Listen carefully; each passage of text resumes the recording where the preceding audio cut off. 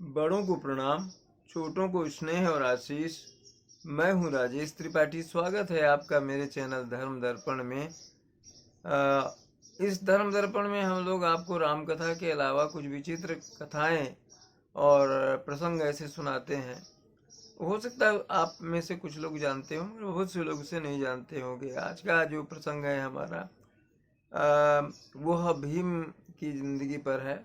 भीमसेन, महाभारत के महाबली भीमसेन, पांडवों 5 पांडवों में से एक, दूसरे नंबर वाले, द्वितीय नंबर में जो थे, वो भीमसेन की कथा आज हम सुनाने जा रहे हैं।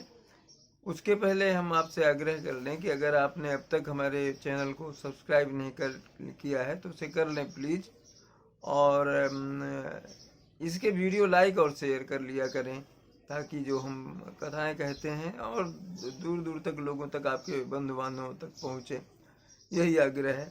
तो आज की जो कथा है वो भीम पर है, और भीम के भी इस पर कि कैसे भीम को 10,000 जो हाथी हैं उनका बल मिल गया। 10,000 हाथियों जैसा बल भीम को कैसे मिला। आज की कथा यह है कि भीम के 10,000 हाथियों के बल का रहस्य। क्या रहस्य है इसमें? वैसे तो महाभारत के पात्रों में कई वीरों की गाथा है, लेकिन इसमें भीम को सबसे बली माना जाता है। कहते तो यहाँ तक है कि भीम में 10,000 हाथियों का बल था। 5 पांडवों में भीम पांडवों में दूसरे स्थान पर आते हैं। उनकी माता भी कुंती, और उनका जन्म पवन देव के वरदान से हुआ था। ये कथा यह है कि ऋषि दुर्वासा ने कुंती की सेवा से प्रसन्न होकर के उनको कुछ मंत्र दिए थे, जिससे वो विविध देवों को उन मंत्रों के जरिए उनका आह्वान करके उनको बुला सकती थी। ये उन्होंने सिखाया था। उसी के बल पर, माने उस मंत्र के बल पर कुंती ने जो है वो पवन देव को बुलाया, और पवन देव के वरदान से ही कुंती को जो है वो भीम मिले थे। भीम पुत्र जो है उनका पुत्र भीम हुआ था पवन देव के वरदान से, आशीर्वाद से। पांडु दूसरे पांडव भाइयों से अधिक भीम की प्रशंसा करते थे। सभी पांडवों में वे सर्वाधिक बलशाली हृष्टपुष्ट शरीर वाले थे। भीम वे युधिष्ठिर के भाई थे। भीम को भीमसेन नाम से भी पुकारते हैं, जाना जाता है। महाभारत की गाथा जो है उनके बल और शक्ति की प्रशंसा और वर्णन से भरी पड़ी है। भीम सभी गदाधरियों में श्रेष्ठ थे।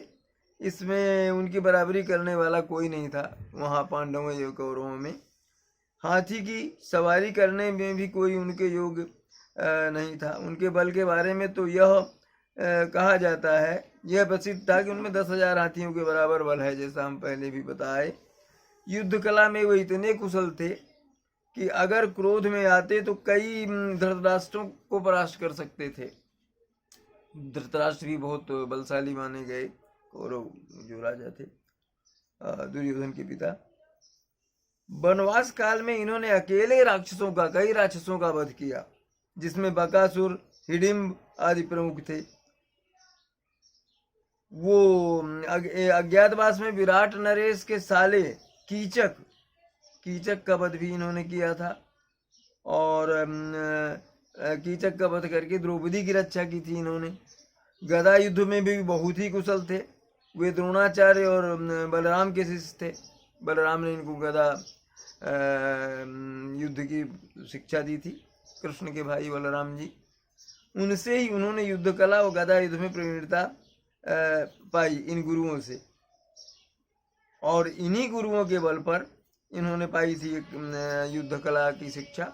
युधिष्ठिर के राजसूय यज्ञ में राजाओं की कमी होने पर उन्होंने मगध के राजा जरासंध को परास्त करके 86 राजाओं को मुक्त करा दिया वहां से, उनकी कैद से। द्रौपदी के चीरहरण का बदला लेने के लिए उन्होंने दुशासन की छाती फाड़कर उसका रक्तपान किया था भीम ने। महाभारत के युद्ध में भीम ने ही सारे कौरव भाइयों का वध किया, और भीम के द्वारा दुर्योधन के वध के साथ ही महाभारत के युद्ध का अंत हुआ था। पांडुपुत्र भीम के बारे में माना जाता है कि उनमें 10,000 हाथियों का बल था, जिसके चलते एक बार तो उस भीम ने अकेले ही नर्मदा नदी जो है उसका प्रवाह रोक दिया था, उसकी जो उसका बहाव है उसको रोक दिया था वहां खड़े होकर के। भीम में 10,000 हाथियों का बल कैसे आया, इसकी भी एक कहानी है। कौरवों का जब जन्म हस्तिनापुर में हुआ था, जबकि पांचों पांडवों का जन्म वन में हुआ था। पांडवों के जन्म के कुछ वर्ष बाद पांडु का निधन हो गया, और उनके मृत्यु के बाद, पांडु के मृत्यु के बाद वन में रहने वाले साधुओं ने विचार किया कि पांडु की अस्थियां तथा उनकी जो पत्नी को हस्तिनापुर भेज देना सही रहेगा। तो इस प्रकार से समस्त ऋषिगण जो हैं वो हस्तिनापुर आए और उन्होंने पांडु पुत्रों के जन्म और पांडु की मृत्यु के संबंध में पूरी जो जानकारी जो है वो वहां पर धृतराष्ट्र को दी। भीष्म को जब ये बात पता चली तो उन्होंने कुंती सहित पांचों पांडवों को हस्तिनापुर बुला लिया। भीष्म ने हस्तिनापुर बुला दिया पांचों पांडवों को। हस्तिनापुर में आने के बाद पांडवों के वैदिक संस्कार संपन्न हुए। पांडव तथा कौरव साथ ही खेलने लगे, दौड़ने निशाना लगाने या कुश्ती आदि में सभी खेलों में भीम जो थे सभी धृतराष्ट्र पुत्रों को हरा देते थे। माने कौरवों से ये बलशाली थे भीमसेन कौरवों से होड़ के कारण ही ऐसा करते थे, लेकिन उनके मन में कोई बैर भाव नहीं था अपने इन कौरव भाइयों से। दुर्योधन के मन में भीमसेन के प्रति दुर्भावना पैदा हो गई, क्योंकि वो उनसे हार जाते थे हर खेल में। उसने उचित अवसर मिलते ही भीम को मारने का विचार किया। दुर्योधन ने एक बार खेलने के लिए गंगा तट पर शिविर लगाया। वहां खाने पीने इत्यादि सभी सुविधाएं भी थी। दुर्योधन ने पांडवों को भी वहां आमंत्रित किया। एक दिन मौका पाकर दुर्योधन ने भीम के खाने में विष मिला दिया। विष के असर से जब भीम अचेत हो गए तो दुर्योधन ने दुशासन के साथ मिलकर उन्हें गंगा में डाल दिया। इसी अवस्था में नागलोक पहुंच गए। वहां सांपों ने भीम को खूब काटा, डसा उसको, जिसके प्रभाव से विष का असर जो है वो कम हो गया। जब भीम को होश आया तो वे सर्पों को मारने लगे। सांपों के बीच में ही थे, नागलोक है। सभी सर्प डरकर नागराज वासुकी के पास गए और पूरी बात बताई कि भीमसेन हमको मार रहे हैं। और तब वासुकी जो है वो स्वयं भीमसेन के पास आ गए। उनके साथ आर्यक नाम नाग ने भीम को पहचान लिया। आर्यक नाग भीम के नाना का नाना था।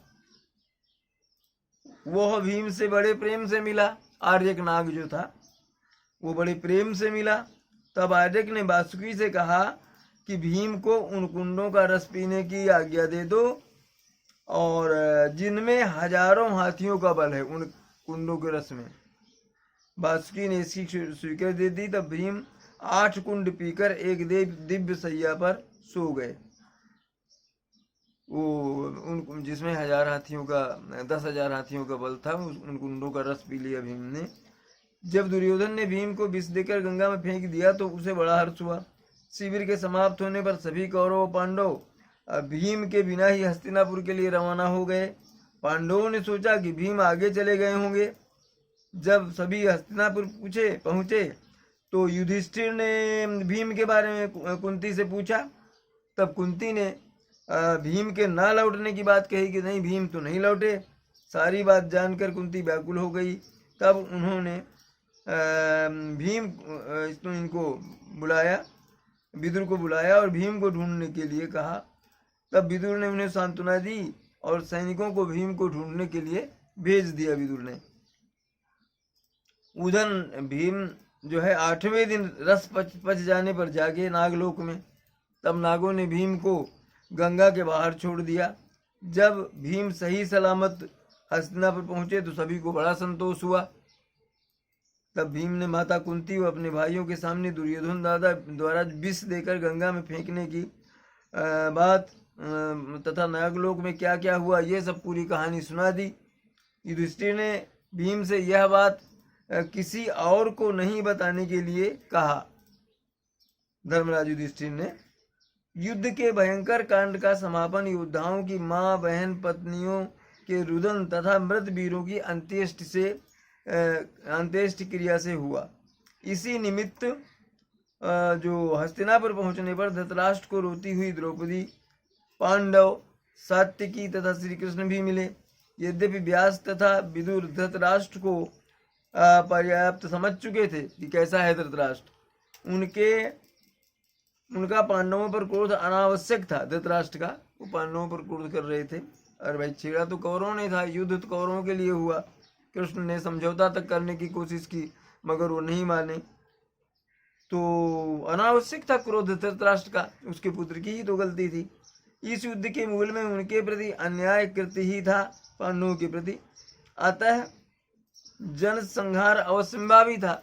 महाभारत हुआ जिसको टालना चाहते थे कृष्ण। तथापि युधिष्ठिर को गले लगाने के उपरांत धृतराष्ट्र अत्यंत क्रोध में भीम से मिलने के लिए आतुर हो उठे। श्री कृष्ण उनकी मनोगत भावना जान गए, मन वो जान गए कि बहुत क्रोध में है और सबसे ज्यादा क्रोध इनको भीम पर है। अतः उन्होंने भीम को पीछे हटा उनके स्थान पर लोहे की आदमकद प्रतिमा उनके धृतराष्ट्र के सामने खड़ी कर दी। धृतराष्ट्र में अपार बल था, वे धर्म से विचलित हो भीम को मार डालना चाहते थे, क्योंकि उसी ने अधिकांश कौरवों का हनन किया था। अतः लौह प्रतिमा को भीम समझकर उन्होंने उसे दोनों बाहों में लपेटकर पीस डाला। प्रतिमा टूट गई, लोहे की प्रतिमा, किंतु इस प्रक्रिया में उनकी छाती पर चोट लग गई और मुंह से भी खून बहने लगा धृतराष्ट्र के। फिर भीम को मरा जानकर उसे भीम को याद करके वो बिलक बिलक कर रोने लगे। श्री कृष्ण भी रोने लगे। श्री कृष्ण भी क्रोध से लाल पीले हो गए। ये उनको देख करके रोए नहीं, लाल पीले हो उठे धृतराष्ट्र का ये दुष्टता देख करके। बोले, जैसे यम के पास कोई जीवित नहीं रहता वैसे ही आपकी बाहों में भी भीम भला कैसे जीवित रह सकता था। आपका उद्देश्य जानकर ही मैंने आपके बेटे की बनाई हुई भीम की लोह की प्रतिमा आपके सामने प्रस्तुत की थी। भीम के लिए विलाप मत कीजिए, वह जीवित है। उसके बाद धृतराष्ट्र का क्रोध शांत हुआ और उन्होंने सब पांडवों को बारी बारी से गले लगा लिया। तो यह थी भीम के 10,000 हाथियों का बल प्राप्त करने की कहानी। कैसे मिला उनको ये बल 10,000। आज यहीं तक, आगे फिर ऐसी ही कोई विचित्र और रोचक धार्मिक कहानी और पौराणिक आख्यान लेकर के हम आपसे मिलेंगे। तब तक के लिए नमस्कार है। बस सब चैनल को देखते रहिए, इसको लाइक करते रहिए, जिससे हमको भी कुछ प्रोत्साहन मिलेगा नया कुछ करने का। बहुत बहुत धन्यवाद, आपका आभार।